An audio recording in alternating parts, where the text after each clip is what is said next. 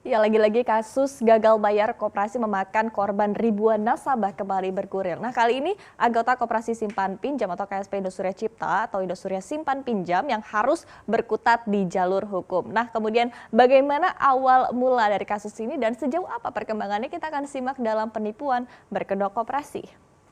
Nah, sebelum kita membahas Koperasi Indosuria, saya ingatkan kembali ya, ada beberapa kasus koperasi yang sempat ramai di beberapa tahun ini. Nah, koperasi ini juga sempat mengecap proses penundaan kewajiban pembayaran utang di pengadilan. Nah, kalau kita ingat ada yang namanya Koperasi Pandawa di tahun 2017, KSP ini dinyatakan pailit oleh Pengadilan Niaga Jakarta Pusat lantaran tidak mengajukan proposal damai. Nah, kemudian pasca pailit, KSP Pandawa mencatatkan tagihan hingga 4,4 triliun rupiah dan koperasi ini awalnya menawarkan investasi yang menggiurkan begitu ya hingga 10% per bulannya, bayangkan. Nah, kemudian sang pemimpin koperasi pun saat ini Nuryanto sudah mendekap di dalam penjara. Nah, kemudian kita akan lihat yang kedua.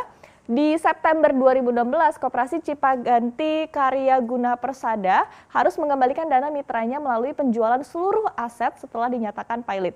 Tidak tanggung-tanggung ya bahwa total tagihan Cipaganti kepada para anggotanya ini mencapai angka 2,3 triliun rupiah dan saat ini lenyap begitu saja karena hingga saat ini pengembalian dana kepada para anggota masih terganjal masalah hukum. Kemudian yang ketiga, kita lihat di tahun 2017 ada juga dua koperasi milik Millennium Dana Tama Group, yaitu Koperasi Millennium Dinamika Invest Tama dan juga KSP dari Citra Makmur Sejati. Nah, saya tegaskan ya, untuk kedua koperasi ini tidak melakukan penipuan seperti Koperasi Pandawa dan juga Cipaganti, namun sempat terganjal masalah hukum dalam PKPU. Kemudian, para anggota koperasi pun mengaku ya bahwa tagihan koperasi ini berdasarkan perjanjian perwaliamanatan antara pihak koperasi dengan PT Millennium Investment Boutique dengan janjian bunga yang tidak kalah tinggi yaitu 9 hingga 13% per tahunnya yang belum terbayarkan. Namun kemudian permasalahan utang piutang ini berakhir damai di PN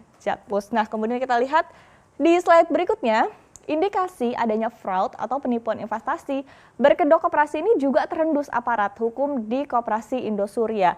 Nah, kasus ini berawal dari pengakuan salah satu nasabah pada Februari lalu yang menyebutkan bahwa dana yang disimpan di KSP Indosuria sudah tidak dapat diambil dan bunga yang dijanjikan oleh KSP sudah tidak diberikan sesuai perjanjian awal. Nah, kemudian seiring waktu kasus berkembang hingga sampai ke Komisi 6 DPR RI dan juga Pengadilan Niaga. Nah, KSP Indosuria sendiri ini menarik banyak nasabah dengan iming-iming tingkat bunga jauh di atas suku bunga perbankan, yakni mulai 9 hingga 12% per tahunnya. Nah, inilah yang kemudian menjadi alasan para nasabah mempercayakan simpanan berjangka, dana hari tua, hingga dana pendidikan anak mereka sebagai sumber investasi ditaruh uangnya di KSP Indosuria. Kemudian pada Jumat pekan lalu yaitu 20 Juni 2020, kasus gagal bayar KSP Indosuria ini telah masuk ke tahap sidang verifikasi biliet nasabah di Pengadilan Niaga Jakarta Pusat. Nah, salah satu nasabah mengungkapkan bahwa nilai potensi kerugian dari ribuan nasabah ini mencapai angka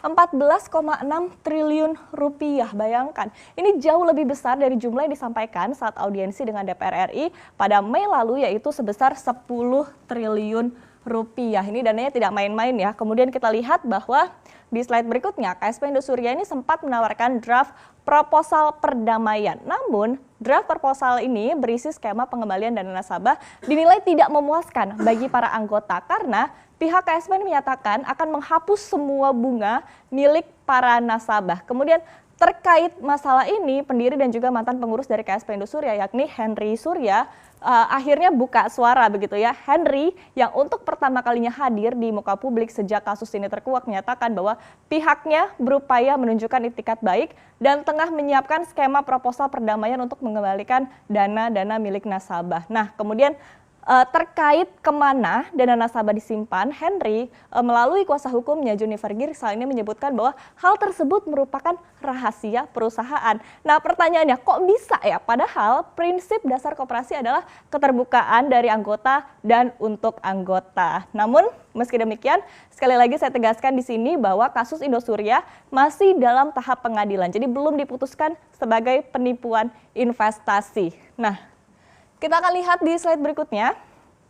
Di tengah bergulirnya kasus gagal bayar KSP Indosuria, Kementerian Koperasi dan UKM ini menghentikan sementara ya pemberian izin usaha koperasi simpan pinjam selama 3 bulan ke depan, ini per tanggal 29 Mei 2020.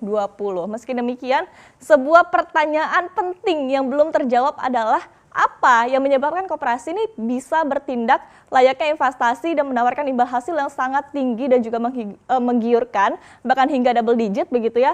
Nah, ini adalah pertanyaannya. Sementara peneliti dari Indef, Eko Listianto ini mengatakan bahwa hal ini disebabkan adalah kurangnya pengawasan dari Kemenkop, UKM dan juga suku dinas di daerah-daerah. Jadi sistem pengawasan yang buruk ini mengakibatkan alur dana investasi nasabah menjadi tidak transparan. Nah, jika dibandingkan dengan bank, industri perbankan berada di bawah pengawasan yang ketat oleh Bank Indonesia dan juga OJK atau Otoritas Jasa Keuangan. Sehingga apabila ada bank yang menawarkan suku bunga yang terlalu tinggi, BI dan juga OJK sebagai lembaga pengawas dapat mengintervensi kebijakan dari perbankan. Sehingga pertanyaan besarnya adalah seperti apa sih sebenarnya pengawasan dari Kementerian Koperasi dan UKM untuk mencegah kasus gagal bayar atau kepailitan koperasi?